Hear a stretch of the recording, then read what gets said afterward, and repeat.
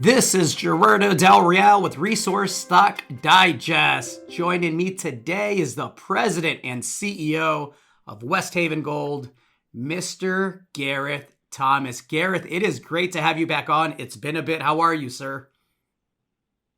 I'm well, Gerardo. Thank you again for having me. I guess we haven't really spoken or seen one another since Beaver Creek. It's been a bit. I thought a catch up was warranted. You had some news. We all know that the focus of the company is on the high grade discovery on the Shovel Nose project, of course. But you just had some news where you are drilling another property, and I know it's one that you're excited about. So I wanted to get you on and see if we can get the details on it. Yeah, we started drilling on Skunka, as in the news release there, our Skunka Creek property, which we acquired, way back now in 2017. And we were, just a bit of background, we were looking to drill that back in 2017, but we were just starting to see we're having much more success on Shovel Nose at that point, starting to drill, multi-meter scale quartz veins there. So we, just with the limited capital and resources at that time, we decided to push on with Shovel Nose, and of course, not long after had our big maiden discovery there. So, needless to say, Skunka, Peter did a lot of work there back in 2017, and we had about 13 targets there delineated from that work, and just past work done by our predecessors, Strongbow and Almaden. We had some really nice looking targets there, and historically, they had drilled back in 2005, almost 13 meters, 12.8 meters at 20 grams per ton gold. So we're following up on hits like that, and also drilling quite a ways away, about 700 meters, what's known as the JJ West zone there. So yeah, it was just time. I think we'd been chomping at the bit, pardon the pun here, to get drilling. So we on Skunkin, for various reasons, we just hadn't, really, had the time or resources. But this year we felt it was good timing, just where we're at with a bit of money. So here we are, and things are going well so far. This is, and correct me if I'm wrong, I'm definitely not a geologist, right? But this is an epithermal vein system that, the way that I understand it from reading the press release, you believe that the JJ vein zone may have been preserved at JJ West. Is that accurate? And there's a mag low that has high level pathfinders, the mercury, the arsenic, that's kind of leading you to believe that. How has that been helpful, doing that work and looking at that data in vectoring into the target that you're trying to drill out here?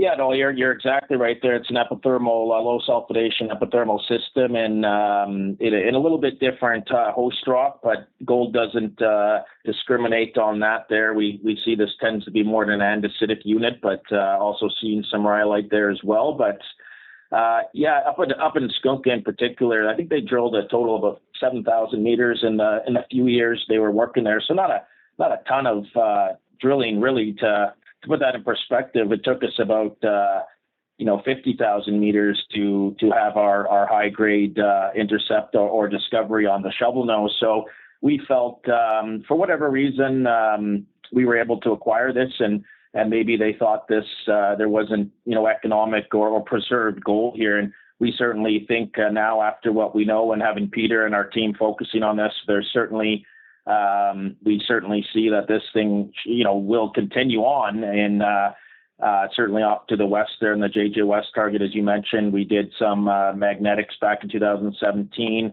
and we got lots of good pathfinder elements in prospecting and geochemistry work as well. So yeah, we're not only that though, we're sitting back as we're looking here now, and as we're drilling, we're also seeing this as a property wide. There's a lot of targets on this property, so we're already getting excited for what will be for next year there as well, along with what we're starting to see in drill core here. But it's a property that warrants a lot of attention, and we're starting to see that now as we've unearthed a bit more data since we started here. So yeah, there's lots of gold and soil anomalies. So and a lot of this we think is masked by a unit that could have, as we see in South Zone at Shovel Nose, where we have a preserved vein underneath this overburden, and we think there could be something similar going on here at Skunka Creek. So, really just cracking the nut here, just getting started here. But we think this property will definitely, have some legs, and we see ourselves working here, doing quite a program on here next year. So, yeah, we'll hopefully have some results prior to year end, if not shortly out in the new year there, depending on lap times. But we're excited to see what is at Skunka Creek.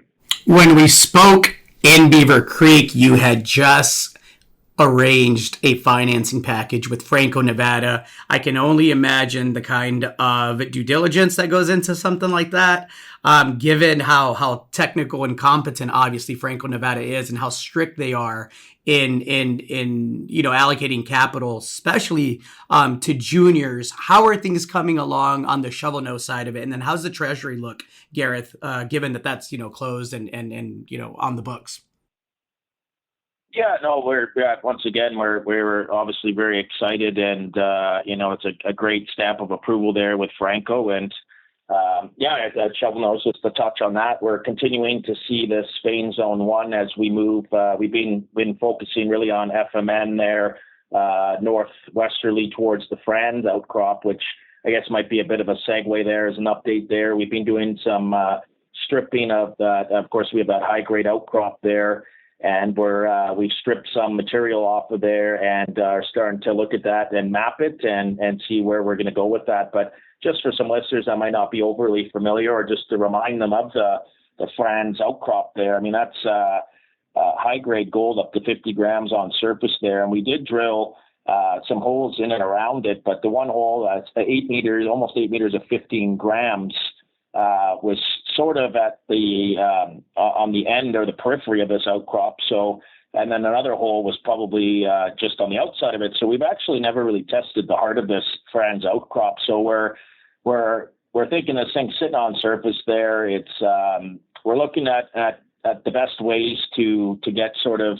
what's the best value. How can we extract value out of this thing sitting on surface right at us here? So we're looking at ways of, so we may be looking at poking through a few holes right into that outcrop to see what we're looking at there. And we think there's certainly something valuable there sitting on surface there in terms of high grade gold. So where we focus a little bit of attention on that, and of course drilling from where we've come we're close to closing the gap now between the Franz and the FMN as well. And like I said, we continue to chase that vein zone 1. So it has become, another month or so left to drilling here before the end of the year for us anyway. Then look to start up again there, January, February. So, we've been, and of course, lots of targets we've delineated on the periphery of Shovel Nose, or on the periphery of the south zone and that vein zone 1, I should say. We got lots off to the southwest. We'll be following up on that hydrothermal breccia too. So, really lots on the go here, but still very much exploration and seeing what we can piece together here. Fully funded for all work programs, correct? Yeah, we'll be funded here for quite some time, well into the second half of next year at the pace we're on. Of course, that can change given what the market's up to and where we see where our best value at this point in this type of market. And like I said, we're the market, we're used to these types of cycles. It's not always the most fun time, but we are fully funded, which is great. And keep our head down and find more gold is really what we're doing. We know when it turns quick. It's a cyclical space. It sounds like a cheesy cliche, but it is what it is, right? It's called buy low, sell high. That's how we make money in this space. You can't do one without doing the other. Gareth, I think, the shares are at a very, very compelling price point. I think the valuation is conservative, to say the least. But you're doing all the right things. You're finding gold, you're cashed up, you have multiple catalysts here in the horizon, and you're adding value every time the drill bit turns. Anything to add to that?